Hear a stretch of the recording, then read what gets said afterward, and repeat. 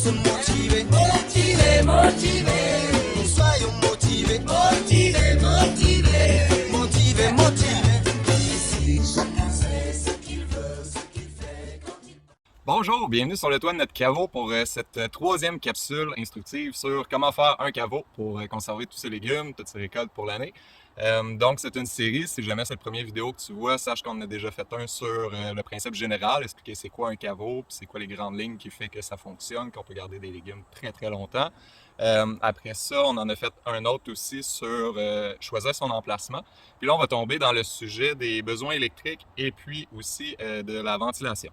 Dans le fond, avec cette vidéo-là, on va commencer à entrer dans la partie vivante du caveau. Parce que tu vas voir, là, comme je l'ai déjà nommé dans d'autres vidéos, notre but, c'est pas de te montrer un modèle qui va marcher à tout coup. Notre but, c'est de te montrer les points cruciaux à faire pour que ça fonctionne. Parce que le caveau, on va le voir aujourd'hui, surtout avec la ventilation, c'est quelque chose de vivant. Tout dépend de la hauteur des matériaux utilisés et tout ça. Fait qu'on va pas te donner d'explications trop précises, on va juste t'expliquer les concepts pour que tu puisses toi-même faire tes choix selon ta situation. Puis après ça, tu vas voir, là, tu sais, j'entre pas trop dans le détail là, mais quand on va faire les dernières vidéos, qui va être la visite de 3 caveaux différents, fait qu'à 3 endroits différents, construits par 3 personnes différentes, tu vas voir les façons exactes qu'ils ont faites, puis leurs résultats aussi. Fait qu'avant de commencer, je veux juste te remercier d'être là. Je te remercie de t'intéresser à ça. C'est vraiment le fun. Tu sais, plus on cultive nos choses nous-mêmes, plus on coupe les intermédiaires, on gagne de l'argent, on perd en matière recyclable, en transport, puis tout ça. Fait que c'est préférable pour nous, puis c'est préférable pour l'environnement aussi. C'est des belles solutions gagnantes-gagnantes, comme on aime, avec communauté d'abondance. Avant d'aller plus loin aussi, là, je veux dire que je l'ai déjà nommé, mais un caveau, c'est pas nécessairement quelque chose que tu as construit à part une nouvelle construction, ça peut aussi être adapté. Dans l'épisode sur l'isolation, on va en parler beaucoup plus de l'adaptation des places, mais sache que si tu as une cave qui est fraîche, ou même si tu as une cave avec juste une fenêtre qui pourrait venir refroidir, un garage, il y a plein d'installations qui peuvent être transformées en chambre froide naturelle pour garder tes légumes. Bon, on se lance. La ventilation. Pourquoi c'est important dans un caveau? Comme je l'ai expliqué dans le premier vidéo, la grosse différence entre chambre froide et caveau, c'est l'humidité dans le fond. Fait que le caveau est beaucoup plus humide, ce qui permet aux légumes de se conserver plus longtemps. Ils ont moins tendance à sécher. Après ça, il y a des taux d'humidité, par exemple, qu'on veut contrôler, entre grosses parenthèses. On veut pas que ça soit trop humide. Si ton caveau est trop humide, là, toute ta charpente, surtout ce qui est en bois, si jamais tu as mis du métal, ça va se détériorer vraiment plus rapidement. Fait que le but, c'est que ça reste humide, mais avec un flot d'air toujours constant, assez présent pour faire que l'air ne devienne pas stagnant, ne devienne pas vicié.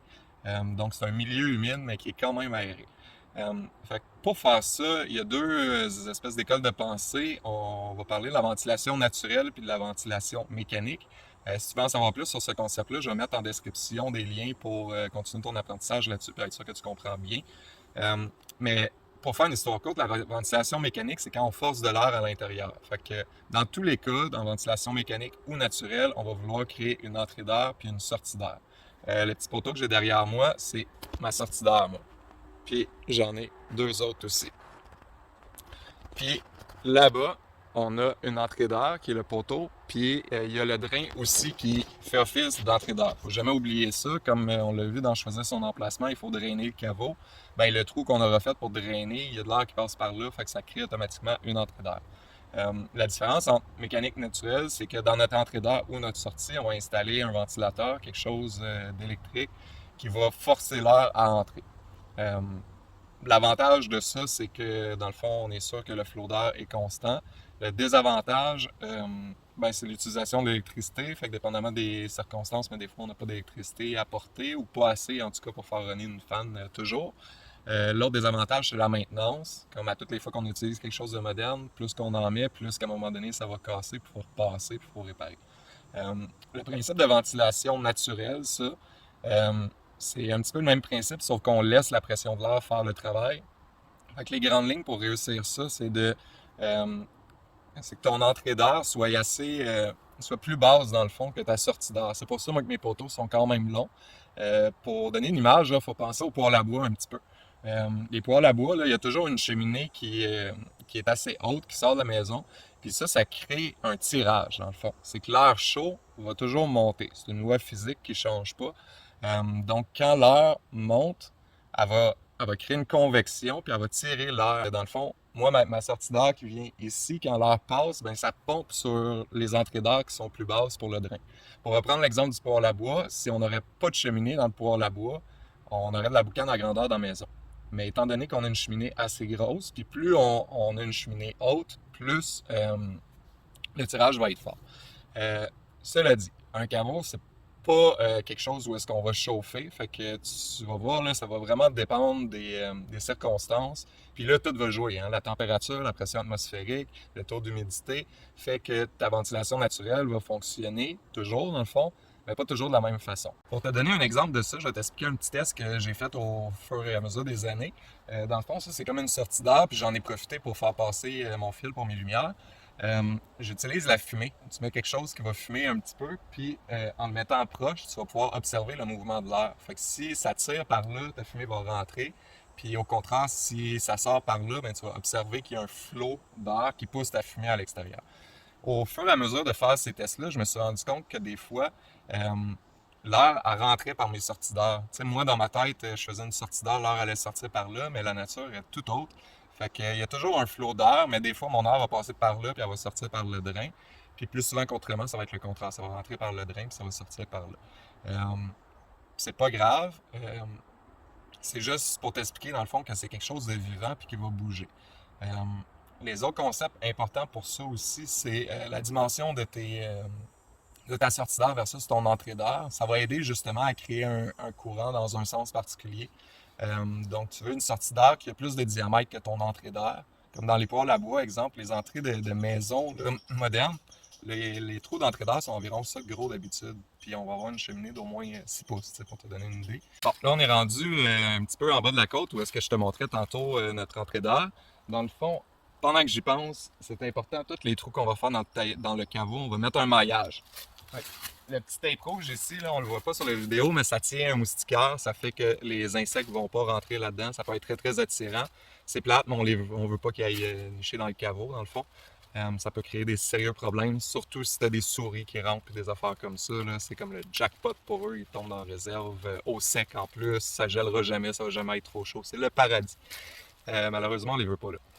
Mais je me suis déplacé ici pour parler d'une petite difficulté, dans le fond, qu'il y a dans la conception de caveau puis dans la gestion de la ventilation. C'est que, comme j'expliquais au début, on veut toujours qu'il y ait un flot d'air. Sauf que on veut aussi que notre caveau reste frais. Puis on veut qu'il ne devienne pas trop froid non plus l'hiver.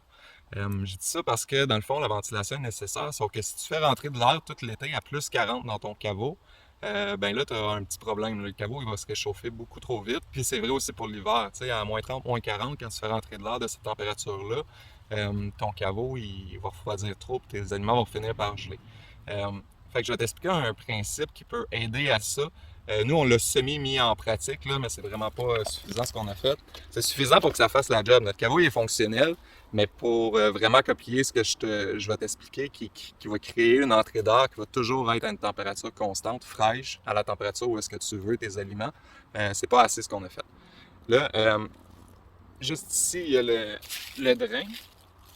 Je vais me rapprocher pour qu'on voit mieux. Fait que ça, c'est le drain que je parlais au début du vidéo. On a creusé une tranchée qui se rend jusqu'au caveau, là, qui se rend dans le sol du caveau. Fait qu'il y a de la terre par-dessus ça. Comme on l'a vu dans la vidéo d'introduction, quand on enfouit les choses sous la terre, on change la température. Fait que si on est assez creux, il va faire 4 degrés toujours. C'est ça les principes de géothermie. Fait que dans le fond, là, ce que je veux vous parler, c'est un puits canadien. C'est un concept que normalement, quand c'est utilisé en géothermie, c'est un tuyau qui va passer 100 pieds sous la terre, assez profond pour que la température soit constante. Puis ça fait qu'il y a un échange d'air dans ton caveau, là-bas. Elle va se refroidir ou se réchauffer. L'hiver va se réchauffer, l'été va se refroidir. Puis quand elle va arriver dans ta pièce, elle va être à 4 degrés. Fait que ça serait le summum du summum pour créer un caveau qui est complètement autonome et qui est toujours à une température constante. Ce que tu peux faire aussi, parce que creuser 100 pieds, là, on s'entend, c'est les méthodes écologiques modernes, sauf qu'il faut être honnête, ça va prendre énormément de tuyaux, ça va prendre énormément de travail de machinerie ou sinon de temps à l'appel. Si tu as déjà creusé une petite fosse, imagine-toi un 100 pieds à 6 pieds profond, ça fait du travail. Fait que ce qui peut être fait aussi, c'est qu'exemple, sur une petite distance comme nous, on a de à peu près une quinzaine de pieds, on pourrait utiliser des serpentins de tuyaux. Fait qu'on pourrait avoir une longueur de 100 pieds quand même. L'air se promènerait sur 100 pieds, mais au moins, on n'aurait pas eu à creuser le 85 pieds de plus pour faire une belle ligne droite. Puis ça va faire la même job, dans le fond. Sinon, pour pallier au même problème que je parlais, qui est le fait que notre air qui sert à notre ventilation n'est pas nécessairement à la bonne température, ce qui peut être fait aussi, c'est simplement de boucher la ventilation pendant quelques jours quand il y a des températures extrêmes de plus 40, moins 40. On peut se permettre de juste boucher ça pour éviter que le caveau il se réchauffe trop, puis, puis qu'il reste à une température qui a du bon sens. Fait que je dirais, moi, bien humblement, j'ai visité les 3 caveaux qu'on va visiter. Je te dirais que celui qui a le mieux maîtrisé la ventilation, c'est Tim Olivier. Fait que si ça t'intéresse d'aller de l'avant avec ton projet, pour l'aspect ventilation, je te conseille fortement de regarder attentivement ce que Tim y a fait. C'est simple, mais ça fonctionne super bien, sans fan. Sinon, pour conclure ce sujet, dans le fond, les deux sujets d'aujourd'hui nous amènent à consommer des choses modernes, consommer des choses qui sont usinées, transportées, emballées, tout ça, qu'on parle autant des besoins électriques que de la ventilation. Nous, avec Communauté d'Abondance, on cherche toujours des façons de faire toujours plus naturelles. Fait que je voulais juste lancer des pistes. C'est des choses qui étaient certainement faites avant, mais qui se sont perdues. Juste aujourd'hui, le nombre de personnes avec des caveaux, c'est extrêmement rare. Fait que là, des caveaux construits entièrement naturels, ben c'est un petit peu comme de la marde de pape. Mais pour faire des entrées d'air, pour faire des drains aussi, je pense que ce serait possible de creuser une fosse, puis de bâtir des petits murs de pierre à chaque côté de notre fosse, puis de venir poser des ardoises ou des grosses roches très pesantes pour être sûr que ça bouge pas, plate, pour créer une espèce de tuyau où est-ce que l'air peut rentrer puis l'eau peut sortir. Pour les cheminées sur le dessus, ça serait possible de faire modeler quelque chose en argile ou de se faire des briques en terre crue puis d'assembler ça. C'est plus de travail, c'est sûr, mais je pense que c'est très possible. Fait que si jamais tu as déjà fait ça ou si tu veux construire un caveau, faire des tests, ben contacte-nous pour qu'on puisse ajouter ça à notre dossier. Plus qu'on est à faire des expériences, puis des expériences variées, puis plus qu'on va retrouver des façons de faire qui sont cohérentes dans le fond, puis qui font du sens. Donc, n'hésite pas à nous contacter si tu es le genre de personne qui aime ça, expérimenter. L'autre chose qui est à nommer aussi, c'est que, dans le fond, si tu ne construis pas un caveau from scratch, mais si tu adaptes une place qui est déjà faite, la ventilation, normalement, c'est des trucs à changer un peu dans une pièce. Exemple, une pièce de cave qui n'est pas isolée, puis que là, tu isoles pour pouvoir en faire un caveau. Ben, il va falloir que tu trouves quand même le moyen qu'il y ait une circulation d'air là-dedans. Fait que souvent, ça veut dire de percer dans les murs de fondation en béton, rentrer un tuyau là. Fait que, il y a plein de façons de faire. Ça peut être fait seulement à même la maison aussi, dans le sens de mettre une entrée et une sortie d'air qui donne dans la maison. À ce moment-là, le mauvais côté, ben, c'est que ça va toujours être de l'air un peu chaude qui va rentrer, ou tu vas faire sortir ton air fraîche du caveau dans ta salle à manger. Fait que c'est pas l'idéal. L'idéal dans ce cas-là, ce serait vraiment de faire une entrée d'air qui arrive de dehors, puis une sortie d'air qui arrive de dehors, qui s'en va dehors aussi. Bon, les caveaux, comme je vous ai dit, c'est vraiment moins énergivore que chose. Il y a quand même des petits besoins en énergie, je pense, puis on va le voir dans la visite de nos autres caveaux. Différentes personnes décident de mettre ou de ne pas mettre certaines choses. Mais une des choses qui me semble quand même pas mal obligatoire, c'est la lumière. Parce que c'est quand même pratique de pouvoir voir les légumes qu'on veut conserver. Sinon, ben, ça serait avec une lampe à l'huile ou avec une lampe de poche, mais pas, faut se trouver un moyen de voir là-dedans pour effectuer des ménages, pour choisir nos choses, puis tout ça. Après ça, sinon, dans les besoins comme qu'on voit habituellement, il y en a qui sont pas capables de drainer leur caveau, soit que la place fonctionnait pas ou leur drain fait défaut ou quoi que ce soit.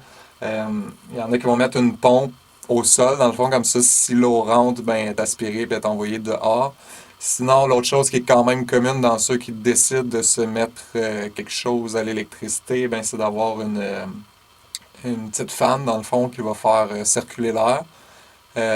C'est à peu près ça pour les besoins électriques. Là, comme dans tout, on peut se compliquer la vie à l'infini, là, mais je vous dirais que c'est les 3 choses. Là. Lumière, ventilation, pompe, qui peuvent peut-être être utiles dans un caveau. En commençant par la lumière.